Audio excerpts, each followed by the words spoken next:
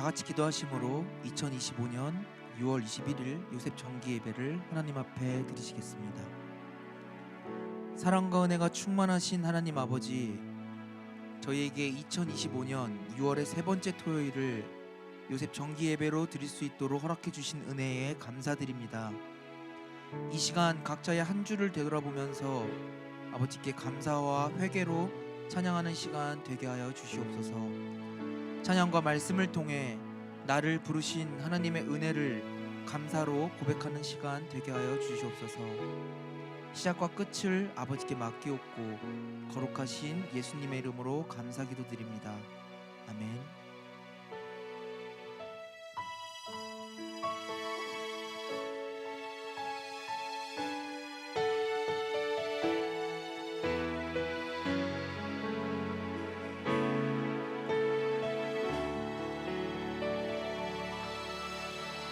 하나님의 부르심에는 후회하심이 없네. 내가 이 자리에 선 것도 주의 부르심이라.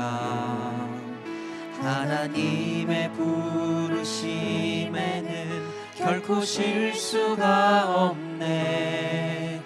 나를 부르신 하나님의 신실하심을 믿네. 다시 처음부터 하나님의 부르심에는 하나님의 부르심에는 후회하심이 없네. 내가 이 자리에 선 것도 주의 부르심이라. 하나님의 부르심에는 결코 실수가 없네. 나를 부르신 하나님의 신실하심을 믿네. 날 부르신 뜻, 날 부르신 뜻 내 생각보다 크고, 날 향한 계획 나의 지혜로 증량 못하나. 가장 좋은 길로, 가장 완전한 길로 오늘도 날 이끄십니다. 2절 작은 나를 부르신, 작은 나를 부르신 뜻을 나는 알 수 없지만 오직 감사와 순종으로 주의 길을 가리라. 때론 내가 연약해져도 주님 날 도우시니 주의 놀라운 그 계획을 나는 믿으며 살리.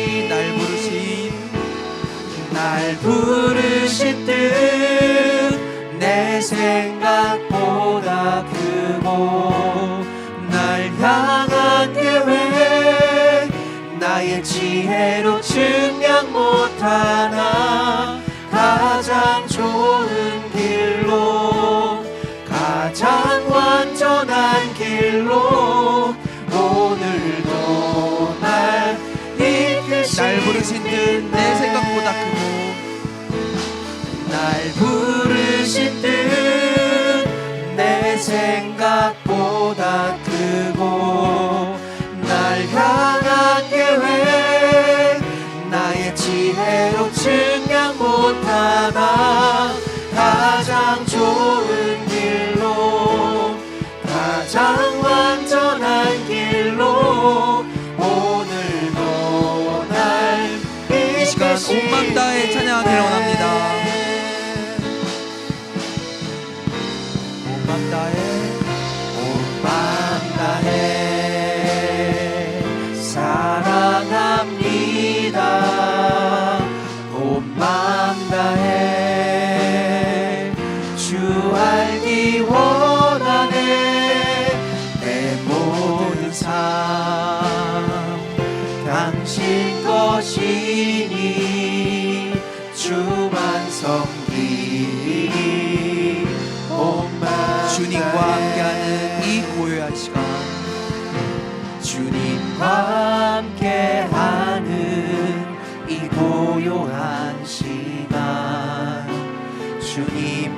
보좌 앞에 내 마음을 쏟네. 모든 것 아시는 주님께 감출 것 없네. 내 맘과 정성 다해 주 바라나이다. 나 염려하잖아도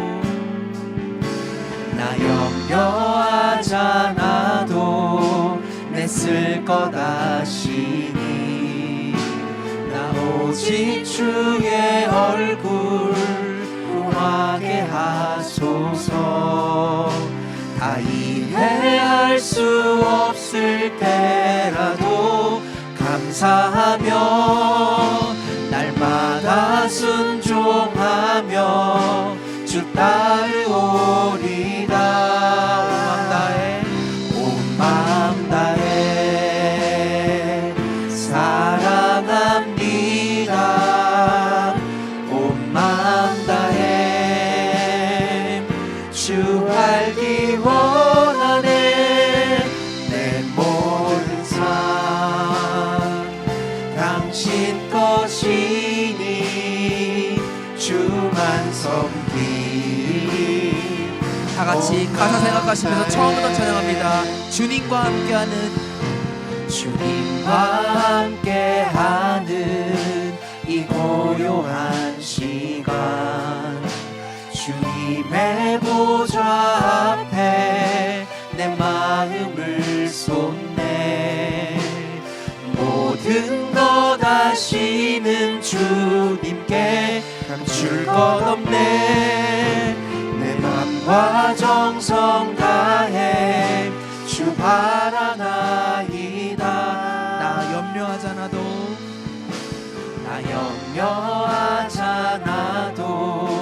내 쓸 것 아시니. 나 오직 주의 얼굴 구하게 하소서.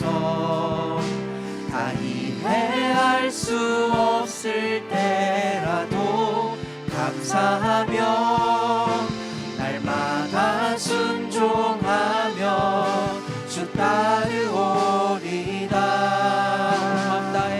온 마음 다해 사랑합니다. 온 마음 다해 주 알기 원하네. 내 모든 삶 당신 것이니 주만 섬기. 다시 한번 마지막으로 온 마음 다해 사랑합니다. 온 마음 다해 온 마음 다해 사랑합니다. 온 마음 다해 주 알기 원하네. 내 모든 삶 당신 것이니 주만 섬기. 온 마음 다해. 다시 하나님께 영광의 박수 올리시겠습니다. 할렐루야. 우리가 오늘 이 자리에서 하나님 아버지를 찬양하고 예배드릴 수 있는 것은 우리를 불러주신 하나님의 은혜이기에 온 마음을 다하여 예배드릴 줄을 믿습니다. 나의 등 뒤에서 나를 도우시는 하나님 한 분만을 의지하며 나아갈 때 우리가 가는 그 길은 하나님께서 가장 기뻐하시는 복음 전파의 길이 될 줄 믿습니다. 그러한 믿음 가지고 함께 힘차게 찬양하시겠습니다.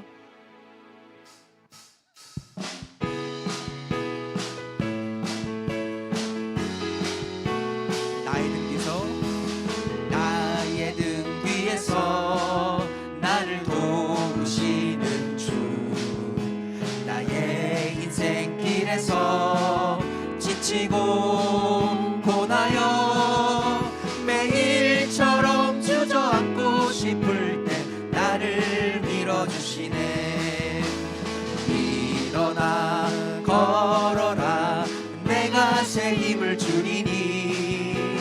일어나 너 걸어라 내 너를 도. 2절 나의 등 뒤에서 나의 등 뒤에서 나를 도우시는 주. 평안히 길을 갈 때 평안히 길을 갈 때 보이지 않아도 지치고 고나여 넘어질 때면 다가와 손 내미시네. 일어나 걸어라 내가 새 힘을 주리니. 일어나 너 걸어라 내 너를 3절 나의 등 뒤에서 나의 등 뒤에서 나를 도우시는 주.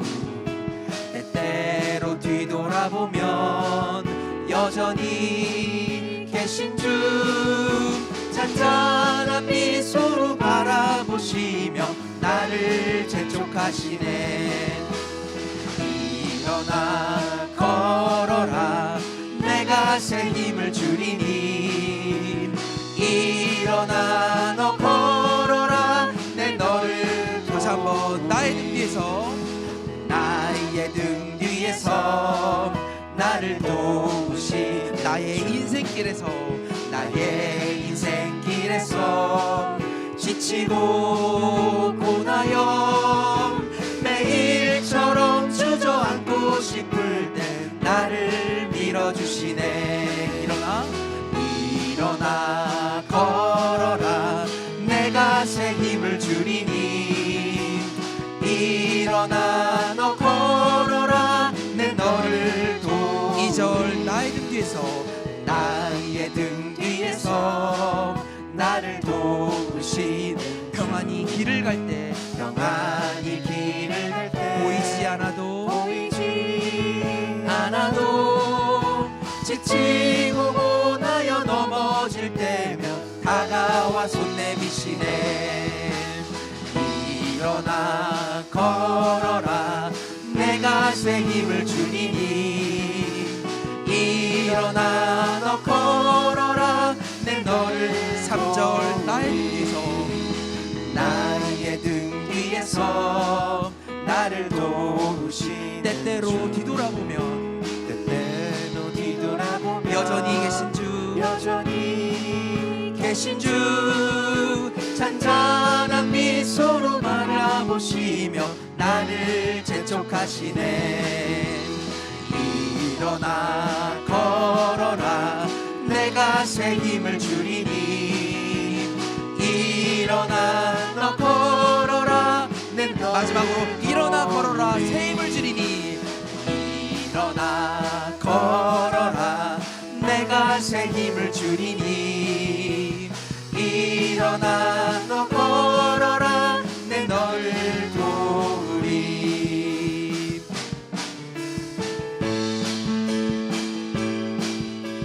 이 시간 우리 가사 생각하시면서 하나님이 가장 기뻐하시는 복음 전파를 함께 찬양하시겠습니다. 갈릴리 마을 그 숲속에서 주님 그 11 제자 다시 만나시사 마지막 그들에게 말씀하시기를. 너희들은 가라져 세상. 다시 한번 갈릴리 마을 그 숲속에서 갈릴리 마을 그 숲속에서 주님 그 11 제자 다시 만나시사 마지막으로 그들에게 말씀하셨습니다. 마지막 그들에게 말씀하시기를. 너희들은 가라져 세상으로.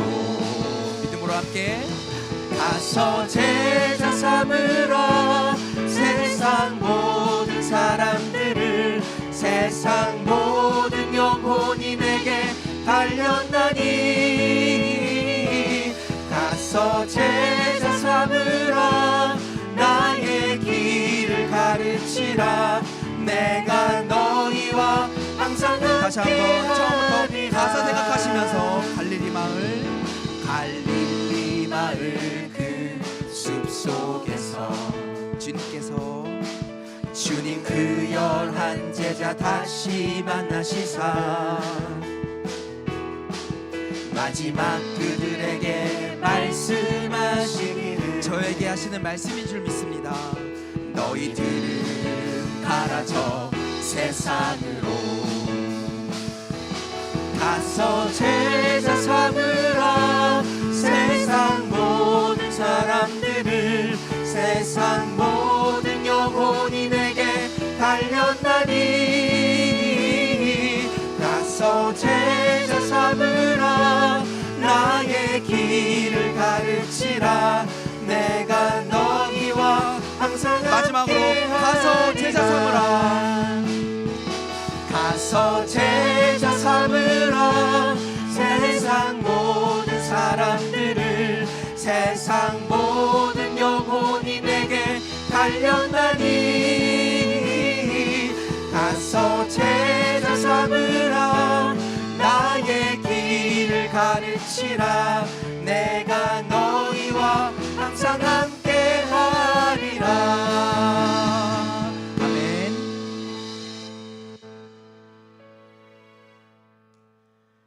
네, 이 시간에 우리가 다 같이 한 마음으로 뜨겁게 기도하길 원합니다.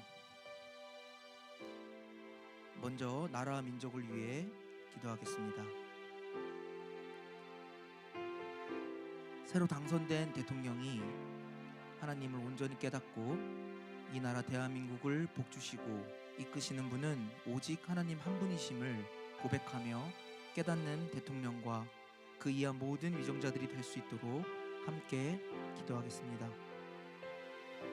다음은 사랑하는 우리 평강제일교회를 위해서 기도하겠습니다.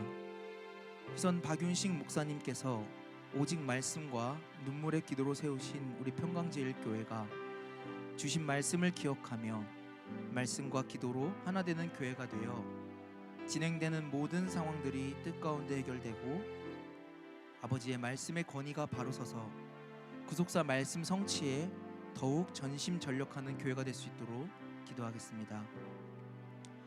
다음은 사랑하는 우리 요셉 선교회를 위해 기도하겠습니다.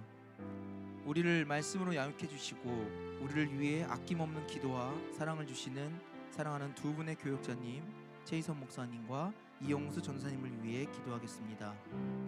또한 우리 요셉 모두가 얼마 남지 않은 임기와 상반기를 잘 돌아보며 하나님 앞에 더욱 충성하는 모두가 되게 해달라고 기도하시겠습니다.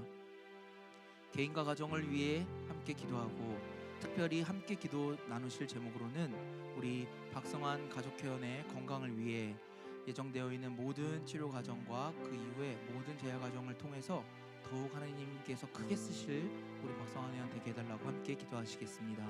또한 김광숙 요셉의 아버지 김성균 집사님의 건강을 위해서도 이 시간 다 같이 함께 기도하도록 하겠습니다. 마지막으로 각자 가지고 나오신 기도 제목을 놓고 기도하도록 하겠습니다. 나는 선한 싸움을 싸우고 나의 달려갈 길을 마치고 믿음을 지켰으니 이제 후로는 나를 위하여 의의 면류관이 예비되었으므로 주 곧 의로우신 재판장이 그날에 내게 주실 것이며 내게만 아니라 주의 나타나심을 사모하는 모든 자에게도니라 라고 고백한 사도 바울의 고백처럼 우리의 사명이 다하는 그날까지 늘 하나님 한 분만을 의지하고 찬송하는 우리 모두가 되길 소원하며 함께 찬양하시고 기도하시겠습니다.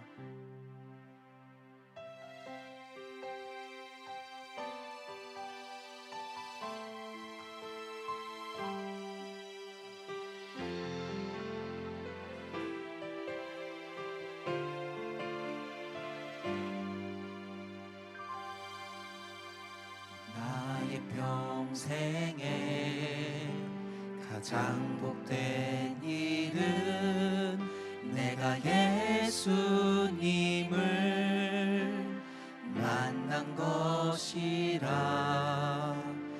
나의 평생에 가장 잘한 일은 내가 예수님을 주로 섬긴 것이라. 이 세상 살 동안 이 세상 살 동안 내가 걷는 길이 때론 험하여서 넘어질 때도 주의 강한 손이 나를 붙드시니 나는 예수님만 주로 섬기며 살리. 나는 주를 섬기는 것에 후회가 없습니다. 내가 걸어온 모든 시간 다 주의 은혜니 내가 걸어갈 모든 날도 주만 섬기며 살리. 오직 예수 이름 부르며 살아가리라.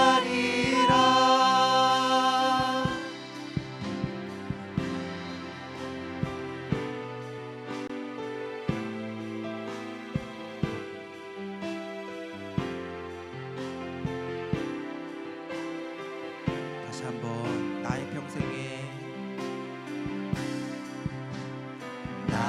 평생에 가장 복된 일은 내가 예수님을 만난 것이라. 나의 평생에 가장 잘한 일은 내가 예수님을 주로 섬긴 것이라. 주로 섬긴 것이라. 이 세상 살 동안 내가 걷는 길이 때론 험하여서 넘어질 때도 주의 강한 손이 나를 붙드시니 나는 예수님만 주로 섬기며 살리. 나는 주를 섬기는 것에 후회가 없습니다. 내가 걸어온 모든 시간 다 주의 은혜니 내가 걸어갈 모든 날도 주만 섬기며 살리. 오직 예수 이름 부르며 살아가리라. 나는 주를 섬기는 것에 후회가 없습니다. 내가 걸어온 모든 시간 다 주의 은혜니 내가 걸어갈 모든 날도 주만 섬기며 살리. 오직 예수 이름 부르며 살아가리라. 다시 한번 그 목소리로 나를 주를 섬기는 것에 후회가 없습니다. 내가 걸어온 모든 시간 다 주의 은혜니 내가 걸어갈 모든 날도 주만 섬기며 살리. 오직 예수 이름 부르며 살아가리라. 우리 모두의 간증일 줄 믿습니다. 이것이 나의 간증이요 이것이 나의 찬송일세. 나 사는 동안 끊임없이 구주를 마지막으로 이것이 나의 간증이요 이것이 나의 찬송일세. 이것이 나의 간증이요 이것이 나의 찬송일세. 나 사는 동안 끊임없이 구주를 찬송하리. 이 시간 다 같이 두 손 드시고 아멘을 합창하신 후에 뜨겁게 기도하시도록 하겠습니다. 아멘 할렐루야 아멘 할렐루야. 아멘 할렐루야. 사랑과 은혜가 충만하신 하나님 아버지 감사합니다. 아버지의 은혜로, 아버지의 사랑으로 아버지가 불러주셔서 이 자리에 올 수 있음을 고백하고 있습니다. 아버지, 이 시간 오늘 드려지는 요셉 정기 예배에 이 시간 먼저 찬양으로 저희가 회개하고 감사하며 아버지께 간구하기 원하오니, 아버지여, 우리가 이제 한 주 동안 지은 모든 죄를 아버지께 내어놓고 회개하며 이 시간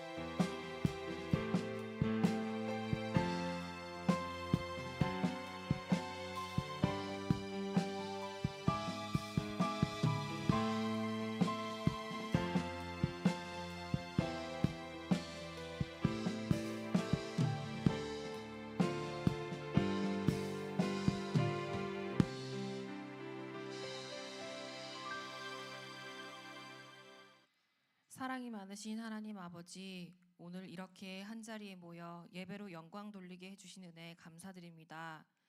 저희들을 일주일 동안 사건 사고 속에서도 눈동자와 같이 보살펴 주시고 인도해 주심에 또한 감사드립니다. 하지만 그 은혜를 너무나 당연하게 생각하고 하나님을 잊고 살았던, 기도에 힘쓰지 못했던 저희들의 삶을 고백합니다. 이 시간 용서하여 주시옵소서. 먼저 나라를 위해 기도합니다. 새로운 대통령을 비롯한 많은 위정자들이 하나님을 알고 두려워하는 믿음을 갖게 해주시고 나라를 위해 기도하는 죄를 범치 않도록 붙잡아 주시옵소서. 저희 평강제일교회를 위해 기도드립니다. 본격적인 선한 싸움이 이뤄지는 가운데 있사오니 진실된 말씀이 승리할 수 있도록 하여 주시옵시고, 많은 영혼들이 회개하여 하나님 앞에 돌아옴으로 말미암아 가정이 회복되고 기관이 회복되고 교회가 회복될 수 있도록 역사하여 주시옵소서. 요셉 성교회를 위해 기도합니다. 먼저 두 분의 교육자분들을 기억하여 주셔서 말씀 선포와 사역하시는 외에 걱정 근심이 사라지도록 하여 주시옵시고, 가정의 건강과 평화가 언제나 임할 수 있도록 보살펴 주시옵소서. 31대 임원단 또한 얼마 남지 않은 임기 잘 마무리하여 하나님께 잘했다 칭찬받는 임원달 될 수 있게 하여 주시옵소서. 요셉의 각 가정마다 간절한 기도 제목들이 있습니다. 가족의 건강 문제, 경제적 문제, 해결하기 어렵고 내어놓기 힘든 기도 제목들까지 누구보다 잘 아시오니 응답된 줄 믿고 미리 감사하는 요셉 회원들과 가정될 수 있도록 하여 주시옵소서. 출산을 앞둔 요셉 회원들이 있습니다. 산모와 복중의 태아의 건강을 지켜주셔서 모두가 순산할 수 있게 해주시옵소서. 일주일 동안 기도로 준비한 여술은 성가대의 찬양이 하나님께는 기쁨이요 저희들에게는 은혜가 넘치는 찬양이 되게 하여 주시옵소서. 말씀 선포하시는 목사님께도 은혜 내려주셔서 성대가 가라지 않도록 하여 주시고 그 말씀을 통해 빛의 역사가 일어날 수 있도록 인도하여 주시옵소서. 아르지 못한 기도 제목들까지도 이루어 주실 줄 믿사옵고 이 모든 말씀 예수님의 이름으로 기도드렸사옵나이다. 아멘.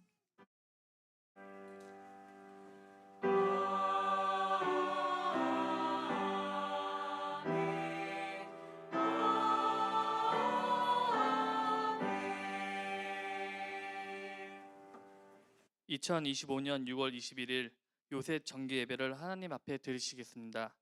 오늘 은혜 나누실 성경 말씀은 창세기 18장 1절부터 3절 말씀, 그리고 창세기 19장 1절부터 2절 말씀입니다. 창세기 18장 1절부터 3절 말씀 먼저 봉독하겠습니다. 여호와께서 마므네 상수리 숲을 근처에서 아브라함에게 나타나시니라. 오정 즈음에 그가 장막문에 앉았다가 눈을 들어 본즉 사람 셋이 맞은편에 섰는지라. 그가 그들을 보자 곧 장막문에서 달려나가 영접하며 몸을 땅에 굽혀 가로되 내 주여 내가 주께 은혜를 입었사오면 원컨대 종을 떠나 지나가지 마옵시고. 창세기 19장 1절부터 2절 말씀 봉독하겠습니다. 날이 저물 때 그 두 천사가 소돔에 이르니 마침 롯이 소돔 성문에 앉았다가 그들을 보고 일어나 영접하고 땅에 엎드려 절하여 가로되 내 주여 돌이켜 종의 집으로 돌아와 발을 씻고 주무시고 일찍 일어나 갈 길을 가소서. 그들이 가로되 아니라 우리가 거리에서 경야하리라. 이는 하나님의 말씀이니라. 아멘. 이어서 여술은 성가대의 찬양이 있겠습니다.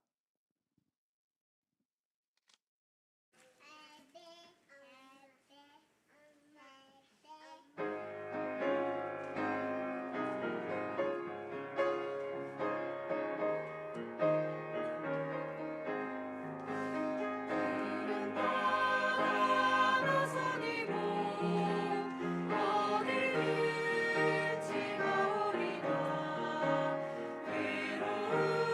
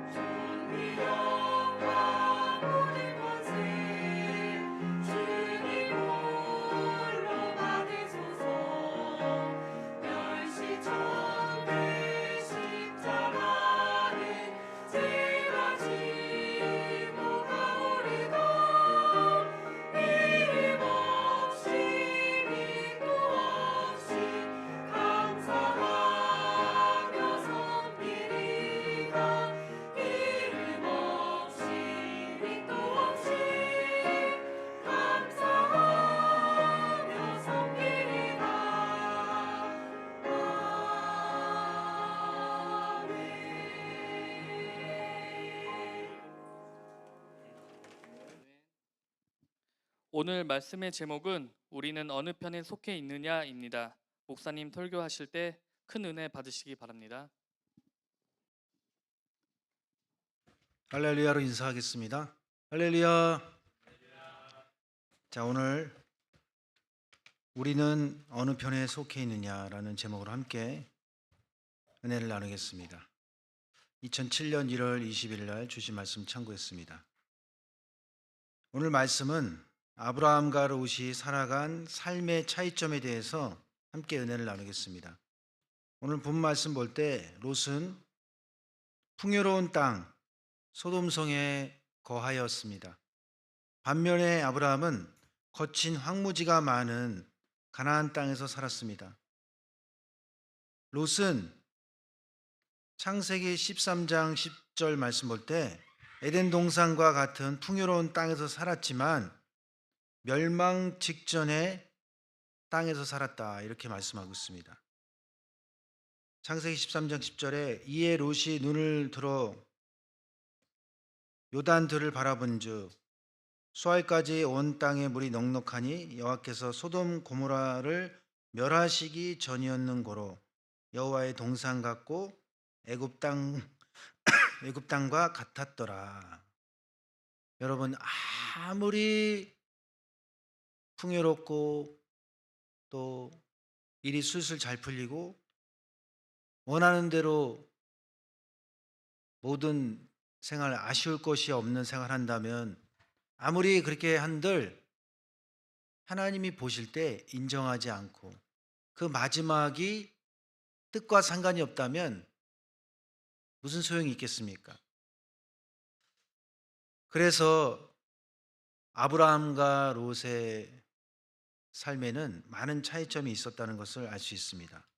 그렇다면 그 구체적인 내용은 무엇인가? 첫 번째로 신앙 간의 차이점을 살펴보겠습니다. 먼저 아브라함은 장차 가야 할 곳인 영원한 도성을 바라보았다. 첫 번째 작은 1번, 아브라함은 장차 가야 할 곳인 영원한 도성을 바라보았다. 창세기 11장 13절 볼 때 이 사람들은 다 믿음을 따라 죽었으며 약속을 받지 못하였을 때 그것들을 멀리서 보고 환영하며 또 땅에서는 외국인과 나그네로라 증거하였으니. 그래서 더 나은 번향을 사모한 아브라함과 또 아브라함 같은 믿음의 선진들의 모습을 살펴볼 수가 있습니다. 이 땅에서는 나그네 생활, 때로는 국경을 넘어야 하니까 외국인이라 취급받는 생활을 했지만 옛날에 이 나그네 생활은 뭐 여행객이 아니에요. 뭔가 범죄자 아니면 뭔가 천민, 가장 사회 계층에서도 낮은 계급으로 떠돌이로 인정받을 수밖에 없는 그런 모습이 나그네였어요. 그러니까 아브라함은 오직 뜻을 위해서 하나님의 명령에 순종하는 관점에서 나그네 생활을 한다 할지라도 더 나은 번향을 사모했다는 거예요. 두 번째 작은 2번, 롯은 에덴 동산 같은 소돔성을 바라보았다. 창세기 13장 10절 볼 때 이에 롯이 눈을 들어 요단들을 바라본즉, 이것은 아브라함이 롯에게 먼저 물어본 것입니다. 내가 좌하면 네가 우하라, 아니면 네가 우하면 내가 좌하리라. 근데 아브라함이 제시한 좌우는 이스라엘 땅에서 남과 북을 말하는 거예요. 성경에서 좌는 북쪽이고 오른쪽은 남쪽입니다. 근데 롯이 관심이 있었던 것은 이스라엘 땅이 아니라 물이 풍족하고 비옥한 땅인 앞쪽은 어디입니까? 동서남북 중에 동쪽이죠. 오른쪽이 남쪽이고 왼쪽이 북쪽이기 때문에 또 다른 방향, 앞쪽이라는 것은 바로 동쪽이라는 것입니다. 그러면 롯이 아브라함과 분리된 이유가 무엇이냐? 왜 헤어져야 했느냐? 소유가 많아졌기 때문이다. 창세기 13장 5절 6절에는 말씀하고 있습니다. 아브라함의 일행 롯도 양과 소와 장막이 있으므로 그 땅이 그들의 동거함을 용납지 못하였으니 곧 그들의 소유가 많아서 동거할 수 없었음이라. 여러분, 얼마나 이 돈 문제가 심각했으면, 얼마나 재산이 많았으면, 얼마나 싸웠으면 동거할 수 없었음이라 이렇게 말씀하고 있습니까? 소유가 많아서 아브라함과 같이 살 수 없을 정도라면 롯이 아브라함과 대등할 정도의 부자였다는 것을 알 수가 있습니다. 예를 들어서 아브라함은 100억을 갖고 있는데 롯은 1000만 원밖에 없다. 그것 갖고 싸우겠습니까? 그거 가지고 헤어지겠습니까? 그런데 신앙적인 관점에서 볼 때 갑자기 부자가 되는 것이 무조건 좋은 일이겠습니까? 믿음이 뒷받침되지 않은 갑작스러운 형통은 오히려 나를 죽이는 것입니다. 하나님의 엄청난 테스트입니다. 그래서 원로 목사님은 고난 받을 때마다 형통하게 되었을 때 반드시 하나님이 시험하신다 이렇게 말씀해 주셨습니다. 아무리 소돔성이 살기 좋고 좋은 직장이 있었고 좋은 집이 있었다 할지라도 하나님이 지시하신 땅, 구속사 말씀이 함께하는 그런 직장, 그런 가정이 아니라면 선택해서는 안 되는 것입니다. 몇 주 전에 제가 신앙인의 선택에 대해서 말씀드릴 때 신앙인의 선택은 뭐라 그랬습니까? 말씀 없이는 살 수 없는 방향을 가서는 안 된다 그랬잖아요. 아무리 소돔성이 살기 좋았다 할지라도 뜻과는 전혀 상관이 없는 곳이었습니다. 반대로 가나안 땅에 어떤 흉년이 있다 해도 하나님이 특별히 명령하실 때까지는 가나안 땅에 머물러 있어야 했습니다. 그러나 롯은 물질 중심으로 살았으며 10년 동안 신앙생활에 변화가 없었다. 오늘 우리도 10년 전에 나의 신앙이, 내가 예배드린 태도와 지금의 모습이 달라진 게 없다면 오늘날의 내 모습도 롯과 같은 모습이 아닌가 돌아봐야 합니다. 롯이 이렇게 눈을 들어 소돔성을 바라보게 된 것은 롯이 아브라함 때문에 아브라함의 영향도 있습니다. 왜냐하면 창세기 12장 9절 10절 볼 때 가나안 땅에 기근이 있으므로 점점 남방으로 향했다 이렇게 말씀하고 있어요. 그러다가 애굽에 간 거예요. 그러니까 아무리 아브라함이었어도 물질 문제, 먹고 사는 문제가 어려워지니까 헷갈린 거예요. 흔들린 거예요. 응답받고 직장생활 했는데 내가 왜 이렇게 어렵지? 여기가 아닌가 보다. 그러면서 처음부터 훅 애굽 땅에 간 곳이 아니라 점점 조금씩 가다가 완전히 세상으로 나가서 교회도 안 나오게 된 겁니다. 그랬을 때 택한 백성인 아브라함에게는 하나님이 바로 직통으로 역사해서 창세기 12장 17절 볼 때 사라의 연고로, 사라 때문에 바로에게 큰 재앙을 내렸어요. 근데 그러면서 하나님이 살아계시는구나. 아브라함은 그걸 느꼈는데 그걸 어떻게 알 수 있냐? 창세기 13장 1절 2절 볼 때 애굽에서 돌아오자마자 예배드렸어요. 신앙인으로 다시 바뀐 거예요. 근데 그것을 같이 경험했던 롯도 애굽에 갔었기 때문에 하나님이 살아계시다는 그것을 같이 느껴야 되는데 그것보다는 물질의 풍요로운 애굽의 물이 넉넉한 땅을 찾은 거예요. 그래서 준비된 멘트처럼, 준비된 행동처럼 아브라함이 어디로 갈 것인가에 대한 좌문우하라 이렇게 선택지를 물어봤을 때 롯은 이미 앞을 쳐다본 거예요. 애굽 땅과 비슷한, 그래도 먹고 사는 데는 지장이 없어야 되지 않냐. 그래서 선택의 가장 최고의 기준을 가나안 땅으로, 신앙으로 중심을 둔 것이 아니라 물질로 둔 것입니다. 자, 큰 두 번째, 서로 헤어질 때의 차이점을 보겠습니다. 첫 번째, 아브라함은 롯이 배신해도 끝까지 도와주었다. 창세기 19장 29절 볼 때 하나님이 들의 성들을 멸하실 때, 곧 롯에 거하는 성을 엎으실 때 아브라함을 생각하사 롯을 그 엎으시는 중에 내어 보내셨더라 이렇게 말씀하고 있습니다. 롯은 아브라함 때문에 죽을 위기에서 살아났습니다. 왜 그렇습니까? 소돔성에서 나오게 된 것이 아브라함이 끝까지 기도했기 때문입니다. 그런데 아브라함이 끝까지 기도만 한 것이 아니라 동방 4개국과 전쟁까지 벌인 거예요.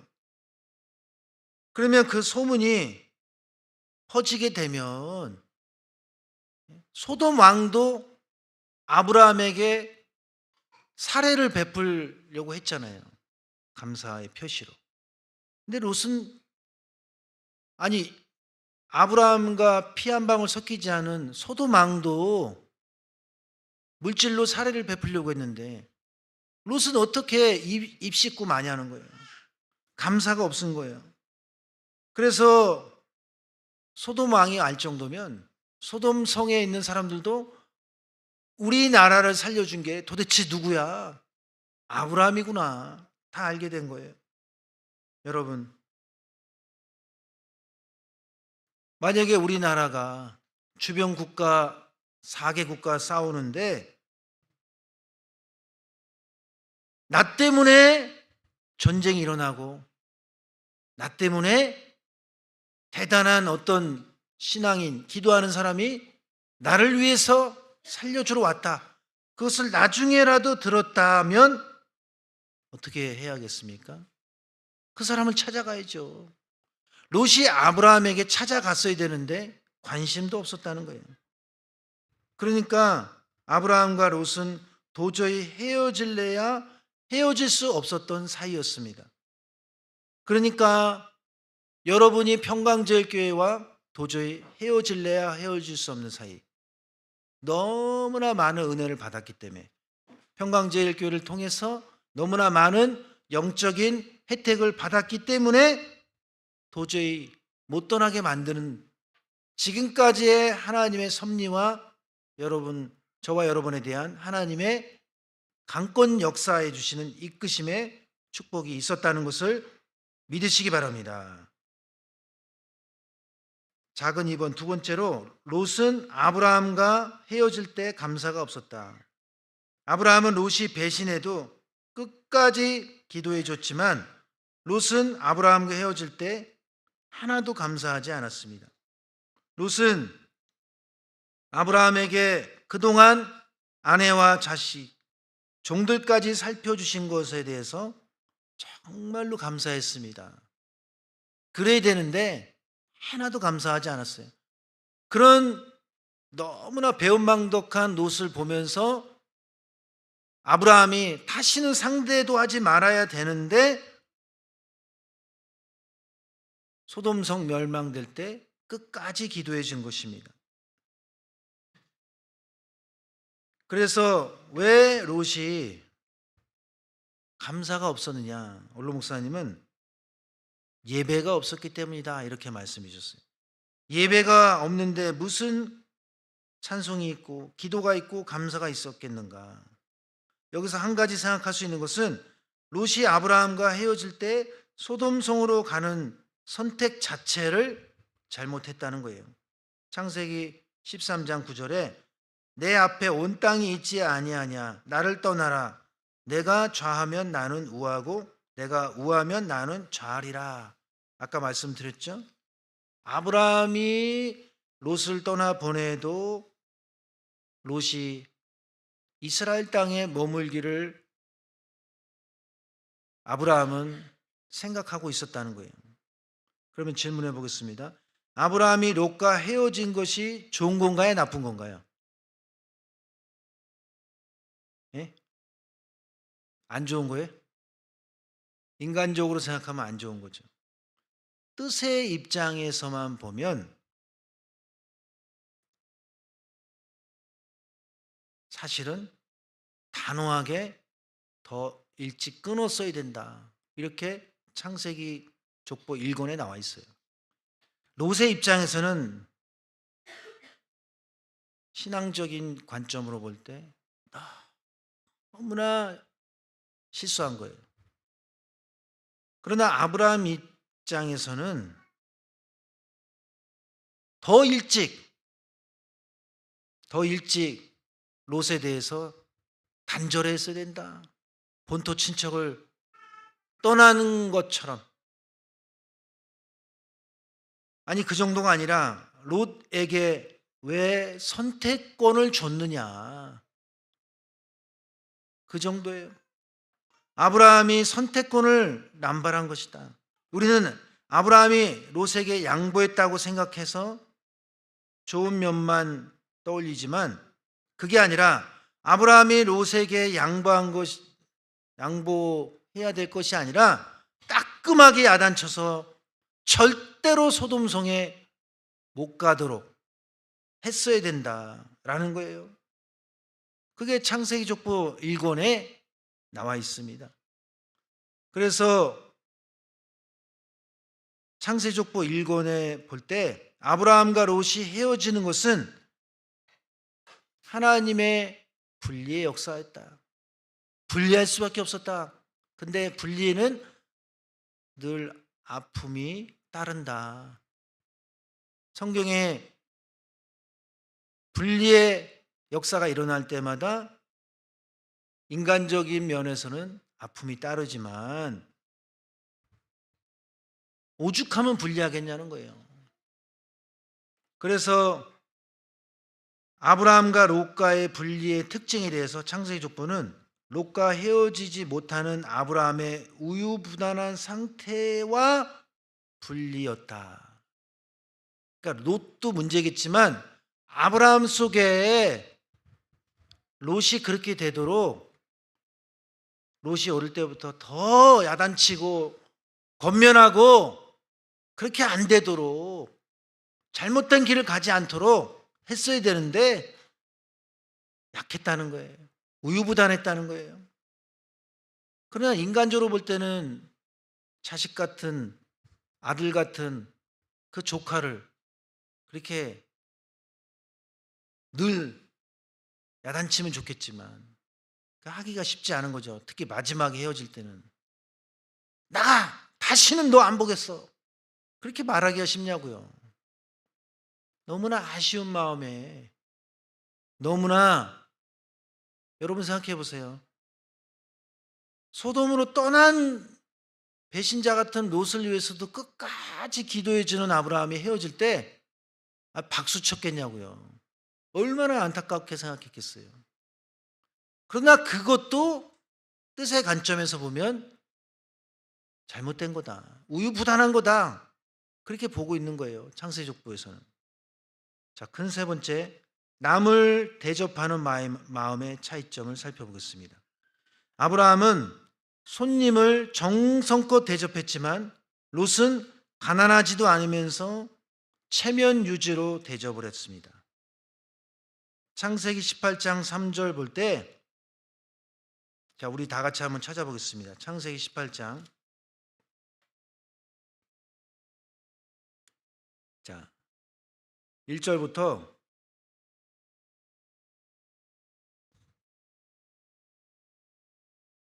3절까지 다 같이 읽겠습니다. 시작.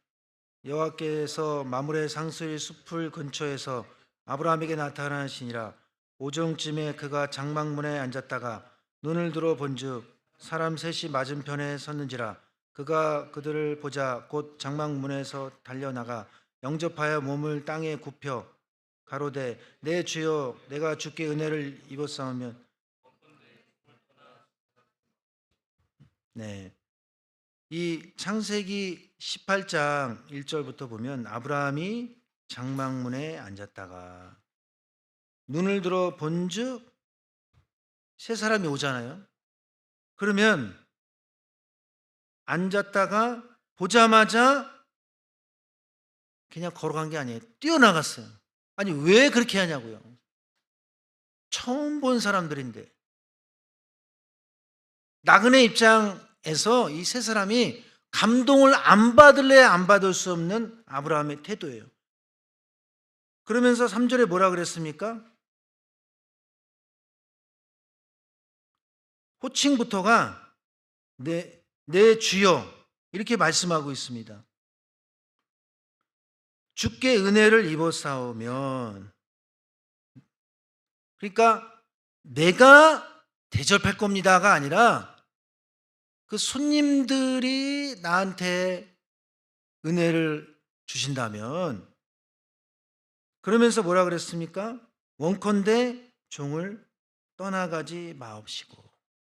떠나지 마세요 이게 아니라 나에게 은혜를 대접할 수 있는 은혜를 주신다면 얼마나 겸손한 태도예요. 우리 집에 오셨으니까 내가 당연히 대접하겠습니다도 아니에요. 너무나도 겸손한 태도 하나로 그 나그네들이 감동받을 수밖에 없는 장면입니다. 뛰어나간 것도 그렇고 엎드린 것도 그렇고.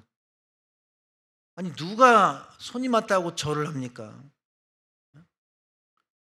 그러면 아브라함이 이 사람들이 천사인 줄 알고 대접했느냐? 여러분 알고 대접했을까요? 히브리서 13장 2절 보면 부지 중에 천사인 줄 모르고 대접했다 이렇게 말씀하고 있습니다. 원로 목사님은 아브라함이 옥합을 깨뜨리는 심정으로 대접했다 이렇게까지 말씀해 주셨습니다. 그러니까 이 천사들에 대해서 최고의 대접을 한 거예요. 그 옥합을 깨뜨린 그 여인 전 재산을 바친 거 아니에요? 너무 과한 거 아니야? 라고 할 정도로. 어떤 사람의 신앙을 평가하는 기준에서 중요한 점은 나한테 잘해주는 사람한테 나도 잘해주는 것도 필요하지만 나를 싫어하고 힘들게 하는 사람한테도, 다시 얘기해서 지극히 작은 사람한테도 잘해주느냐. 내가 지극히 작은 사람한테 어떻게 대하느냐에 따라서 신앙의 평가를 내리고 있는 말씀이 마태복음 25장 45절 말씀입니다. 지극히 작은 자 하나에게 하지 않은 것이 나한테 하지 않은 것이다. 그래서 왼편에 지옥 간다. 이렇게 저주하고 있지 않습니까? 아브라함은 배신자였던 롯을 위해서도 끝까지 기도해 준 것을 볼 때 가는 곳마다 화목의 복을 받았다고 할 수 있습니다. 아브라함이 아무리 낯선 사람에게도 하나님같이 대접하는데 자기 가족을 소홀히 했겠습니까? 아브라함이 318명 동방 4개국 연합군과 싸워서 이긴 이유가 무엇입니까? 그 318명도요, 아브라함 집안에 있는 그 군사들도 롯이 배신한 것처럼 그 간 걸 다 알고 있어요. 그 318명도 롯을 생각할 때는 절대로 전쟁까지 갈 마음이 없어요. 그러나 너무나 그동안 아브라함에게 사랑을 받았기 때문에 내가 껄끄럽지만 저 권사님, 저 사람,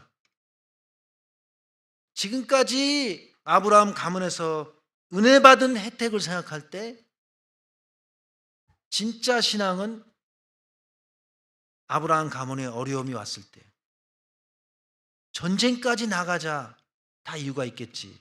우리 주인이. 그런 마음으로 순종을 310여 명이 했다는 것입니다. 여러분, 전쟁에서 승리하는 방법, 스포츠든 또 어떤 팀플레이든 승리하는 방법은요, 완전히 똘똘 뭉쳐야 돼요. 서로 제각각인데 전쟁에서 또 스포츠에서 이길 수 있겠습니까? 자기만 잘하려고 하는데, 이기적인데. 신앙생활도 마찬가지입니다. 오늘날 우리도 어디를 가든지 아브라함과도 같이 난 그렇게 한대. 그러나 그렇게 살려고 노력할 때, 기도할 때, 하나님께 맡길 때 내 마음가짐, 내 분량으로는 도저히 안 되지만 은혜가 함께하는 그 어느 날 반드시 우리 마음에 감동을 주고 우리 각자에게 은혜를 줘서 318명처럼 또 아브라함처럼 그 어떤 사람도 품을 수 있는 놀라운 축복이 임한다는 것을 믿으시기 바랍니다. 그렇기 때문에 오늘날 우리도 어디 가든지 화목한 마음으로, 신앙으로 신앙생활을 해야 합니다. 화목한 모임은 그 모임에 가기가 너무나 즐겁습니다. 기쁩니다. 새로운 사람이 와도 적응을 잘 할 수밖에 없어요. 새로운 사람이 왔는데 다시는 오나 봐라. 그런 마음이 느껴진다면 이건 심각한 거 아니에요? 예를 들어서 우리 집에 손님이 왔는데 다시는 오나 봐라. 그런 거 똑같은 거예요. 내가 귀중하게 여기는 손님인데. 아브라함이 나그네를 대접하기 위해 뛰어다닌 모습은 그 마음이 너무나 진실되기 때문에 상대방을 높이는 마음이었기 때문에 감동받은 것이고, 마지막 때 종말에 되어질 일, 세상 심판이 있을 것을 알려주는 소돔 고모라의 그 멸망을 깨닫게 해줬다라는 거예요. 그러므로 오늘 우리도 롯과 같은 신앙이 아니라 아브라함 같은 신앙으로 어디 가든지 남을 대접하는 신앙, 그런 신앙으로 살아갈 때 하나님께서 축복해 주신다는 것을 믿으시기 바랍니다. 결론적으로 신앙 전수의 차이가 있었다. 롯은 신앙 전수가 하나도 없었습니다. 그러나 아브라함은 자녀를 제자 삼았다. 여러분, 자녀를 제자 삼고 있습니까? 제자한테 야단칠 수도 있고 혼낼 수도 있지만 함부로 대하지 않죠. 내 자녀라 그래서 함부로 대하면 안 돼요. 그래서 에베소서 6장에는 자녀를 노엽게 하지 말래요. 애긴데 함부로 대하지 말라. 언젠가는 쌓여서 뿌린 대로 거둔다. 그래서 내 자녀지만 하나님께 맡겨야 되고 두려운 마음으로 양육해야 된다라는 것입니다. 아브라함이 손님을 대접한 이유가 이렇게까지 뛰어다닐 정도까지, 처음 봤는데 엎드릴 정도로, 그리고 그 말 한마디 한마디가 어떻게 그렇게 그냥 대접만 잘해도 감동받을 텐데 죽게라 그러고 또 은혜를 입어 싸우면, 이런 좀 우리가 볼 때 과하다, 좀 어색하다 할 정도로 그랬을까? 여러분, 왜 그랬을까요? 아브라함이 왜 이렇게까지 손님 대접을 했을까요? 올로 목사님이 손님 대접하실 때 보면요, 최고로 감동을 준비하세요. 최고로. 그래서 계실 때 몇 번 같이 식사에 가잖아요. 세상 말로 뿅 갑니다. 최고의 감동을 느끼는 그 만남, 그런 식사 자리, 그러다 보면 전도가 안 될 수가 없어요. 그래서 아브라함도 그렇게까지 손님 대접한 이유는 지나가는 사람이라도 붙잡아서 하나님의 뜻을 이루어야 되기 때문에, 하나님이 본인에게 너를 택한 이유가 뭐다 라고 가르쳐 줬잖아요. 창세기 18장 19절에 뭐였습니까? 자녀를 제자 삼으라. 그러니까 우리는 내 자식만 제자 삼는 거를 생각하고 있는데 아브라함의 스케일은 그게 아니에요. 지나가는 모든 사람에게 구속사 말씀을 증거하고 가르쳐서 알게 하는 목적, 전도의 포커스가 들어있는 거예요. 그러니까 얼마나 전도의 사명을 갖고 겸손하게 손님 대접을 했겠습니까? 아브라함에게 자녀는, 실질적인 자녀는 이삭 한 사람이에요. 근데 아브라함 같은 믿음의 스케일에 있어서 자녀를 제자 삼으라. 알겠습니다. 그리고 이삭한테만 흐흐흥. 그럴 수가 없는 거죠. 그러니까 나이도 100살, 나이도 고령인데 자녀를 많이 낳을 수가 없잖아요. 그러니까 아브라함 입장에서는 전도가 바로 하나님 명령을 이루는 길이다, 나를 택하신 목적을 성취하는 길이다라고 아브라함은 깨달은 거예요. 아브라함은 엘리에셀을 상속자로 여겼습니다.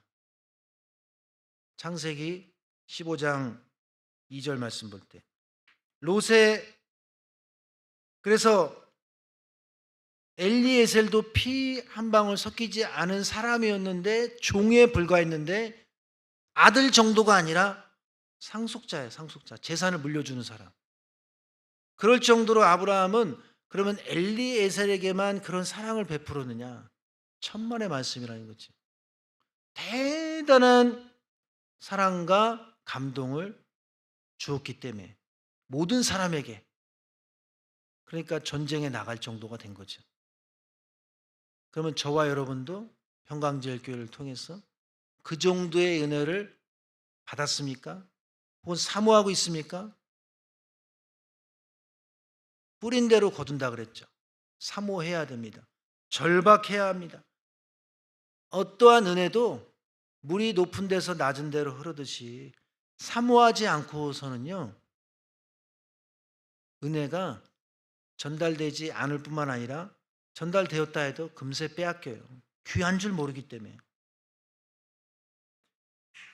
이에 비해서 롯은 신앙 교육이 전혀 없었습니다. 농담으로 여길 정도로, 그 사이들을 볼 때 그 사이나 딸이나 똑같은 거 아니에요? 그럴 정도로 가르쳤습니다. 그런데 아브라함은 가는 곳마다 엎드려 기도했습니다. 하나님이 나타났습니다. 그것을 아브라함 가문의 종들이 다 본 거예요. 그래서 갈 바를 몰랐지만 어떻게 알고 가나안 땅까지 왔느냐? 아브라함이, 하나님이 어디 가라고 안 가르쳐주고 가 했을 때 하나도 궁금 안 했을까요? 얼마나 하나님께 물어봤겠어요? 어디로 가야겠습니까? 아브라함의 응답받은 비결은 가는 곳마다 단을 쌓았고, 단을 쌓을 때마다 하나님이 가르쳐 주셨다. 이렇게 원로 목사님 말씀해 주셨습니다. 이러한 모습을 아브라함에게 속했던 모든 사람들은 다 보았습니다. 그래서 아브라함 가문은 막강한 군대를 가지고 있을 정도로 강력했다.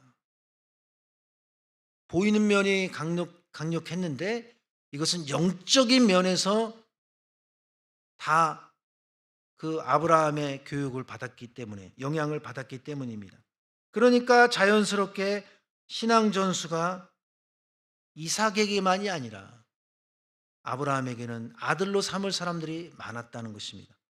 오늘날 우리도 원로 목사님께서 어떻게 나라 사랑하셨는지, 어떻게 기도하셨는지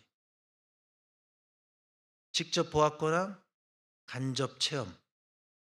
이 창세기 족보에 보면요, 동시대라는 파트를 보면 직접 그 신앙 전수를 가르쳐 준 족장들을 만나는 교육이 있고 간접 교육이 있어요. 간접 교육은 내가 직접 만나지 못했지만 전해 들은 거예요. 대표적인 사람이 노아입니다. 노아는 아담을 직접 못 만났어요. 근데 그 아버지 라멕이 아담을 동시대에 56년을 살면서 너무나 에덴 동산에 대해서, 여자의 후손에 대해서 너무 많이 들었기 때문에 노아의 이름이 여자의 후손을 상징하는 안위자가 된 거예요. 다시 얘기해서 라멕이 아담에게 여자의 후손이 너희들 중에 온다. 근데 그 어떤 누구도 창세기 족보에 등장하는 인물 가운데 자기 아들을 여자의 후손으로 보지 못했는데 라멕만 자기 아들을, 그 일본에는 깐난 아기를 메시아로 봤대요. 그러니까 함부로 대했겠어요? 라멕이 노아에게? 야단도 제대로 못 쳤을 것 같아. 어떤 면에서 좀 심하게 보면 너무나 믿어지니까 메시아를 뜻하는 위로자, 안위자, 성경에서 위로자는요 보혜사 성령이에요. 라멕의 신앙이 보통 신앙이 아니었다니까요. 그래서 이름을 지을 때 수고로이 일하는 우리를, 이 땅의 저주를 풀자. 아담이 그렇게 가르쳤을 거 아니에요. 나 때문에 저주가 왔다, 땅이. 그래서 그거를 풀려면 여자의 후손이 와야 된다. 라멕은 그것을 진심으로 받아들여서 자기 아들을 그 모든 문제 해결자로 보고 노아라고 이름 지은 거예요. 자, 우리 마지막으로 창세기 5장 29절 말씀 읽고 마치겠습니다. 창세기 5장 29절 말씀 다 같이 읽어보겠습니다. 시작. 이름을 노아라 하여 가로되 여호와께서 땅을 저주하심으로 수고로 일하는 우리를 이 아들이 아니하리라 하였더라. 그러니까 땅이 저주받은 것에 대한 설명이 되어 있잖아요. 우리가 이 타락했기 때문에 땀 흘리는 그런 노동이 있는 거지. 에덴 동산에서는 그런 땀 흘리는 자체가 없는 곳이야. 그러니까 그런 세계를 회복하려면 메시아가 와야 돼요. 여자의 후손. 그것을 라멕이 자기 아들로 이름 지었다는 것. 그것은 간접 교육으로서 아담이 어떻게 가르쳤고 어떻게 기도했고 그걸 다 라멕이 보았기 때문에 노아라는 훌륭한 신앙 전수를 잘해서 뜻을 이루는 자로 양육한 거예요. 앞으로 우리 교회가 나아갈 방향성도 원로 목사님을 직접 만나지 못한 세대가 많지만 우리에게 물려주신 구속사 말씀, 또 설교 테이프 말씀 얼마나 많습니까?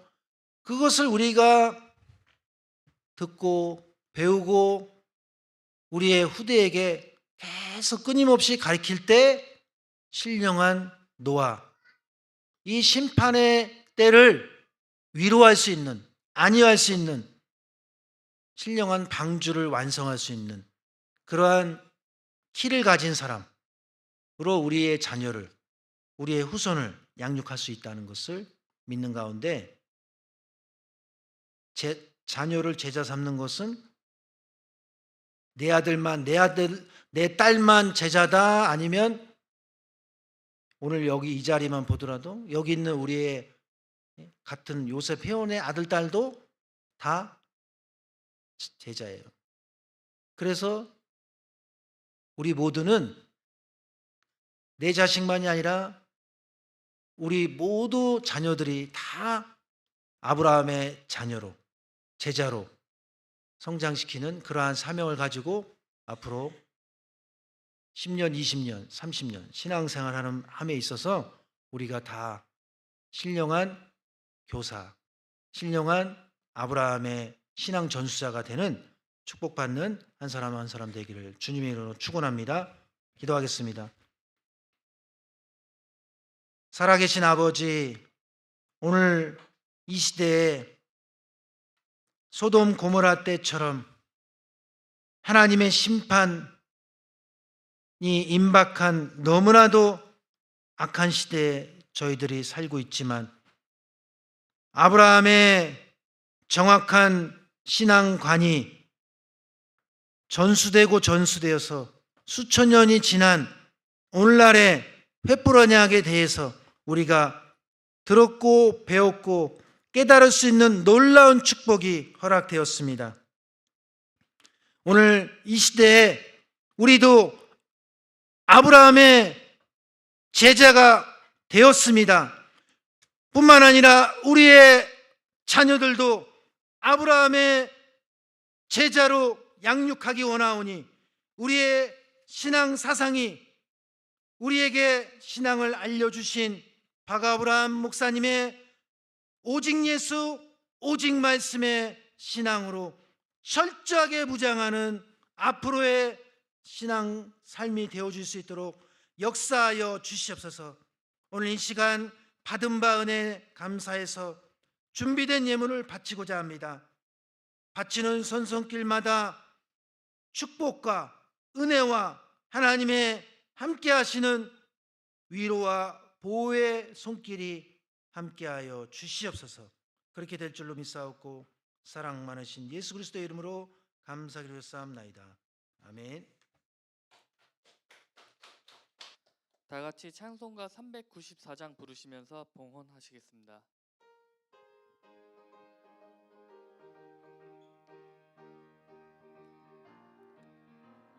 주를 앙모하는 자 올라가 올라가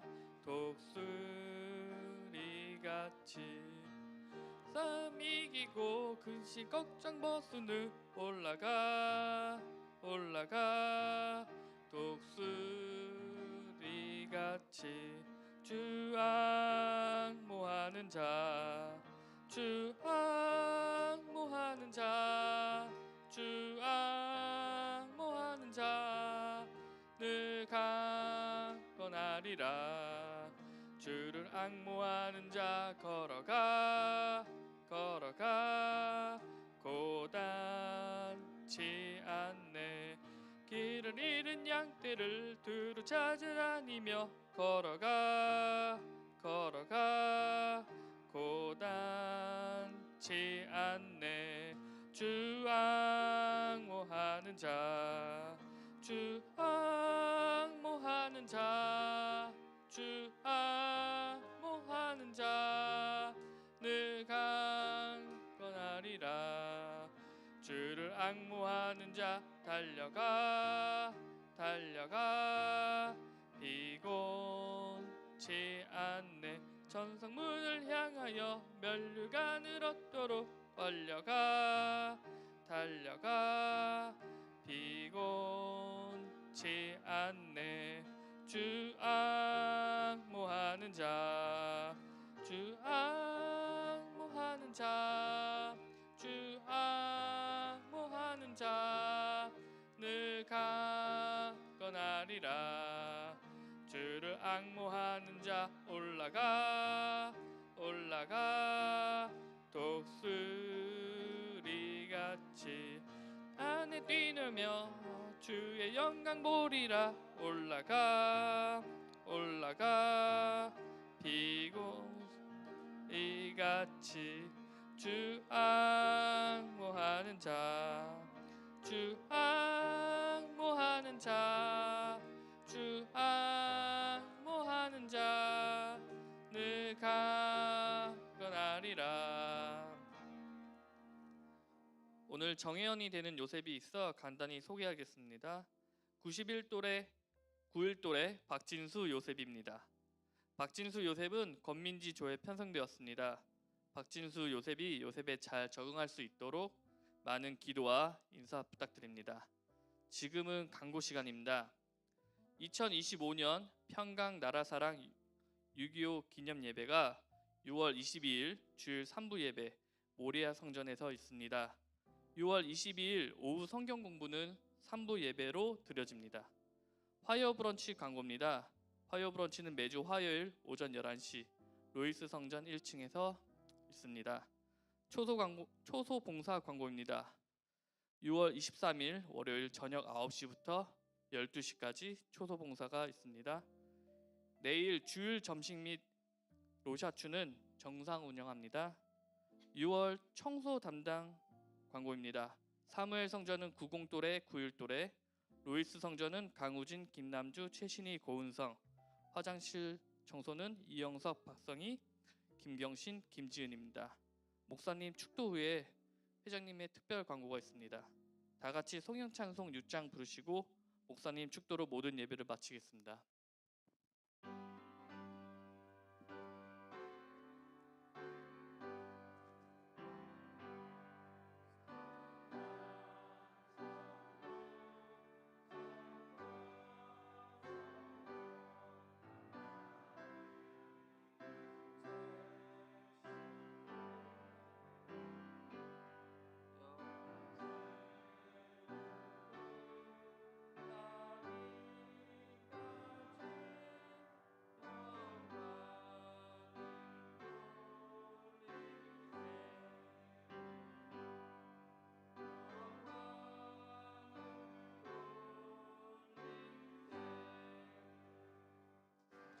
범사에 감사합니다.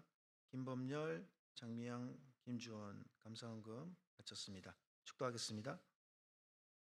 이제는 우리 주 예수 그리스도의 한없는 은혜와 하나님 아버지의 무한하신 사랑하심과 성령님의 감동감화 내주 충만 역사하심이 오늘 요셉성교회 정기 예배를 통해서 아브라함처럼 범사의 정확한 신앙관으로 늘 많은 사람 앞에 대접하는 신앙, 또 부끄럽지 않는 신앙, 신앙 전수가 정확한 자녀 교육을 하는 그러한 신앙으로 살고자 하는 모든 요셉성교회 한 사람 한 사람 머리에와 두고 온 가정에, 직장과 생업체 위에, 나라와 민족 위에, 교회 위에 이제로부터 영원토록 함께 있을지어다. 아멘.